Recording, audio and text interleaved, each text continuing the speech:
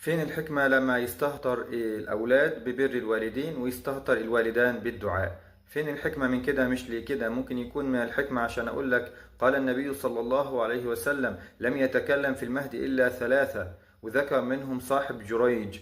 وجريج كان رجلا عابدا واتخذ صومعة للعبادة، وجاءته أمه تناديه يا جريج، فكان في الصلاة فقال يا رب أمي وصلاتي، فلم يرد عليها. جاءته في اليوم الثاني نفس الأمر، جاءته في اليوم الثالث نفس الأمر، حتى قالت اللهم لا تمته حتى ينظر إلى وجوه المومسات. وفعلا ابتلي، ولكن الله سبحانه وتعالى أخرجه من هذا الابتلاء. وقال النبي صلى الله عليه وسلم ولو دعت عليه أن يفتن لفتن. فنستفيد من ده خطورة الاستهتار ببر الوالدين، وأيضا نستفيد خطورة الاستهتار بالدعاء على الأولاد.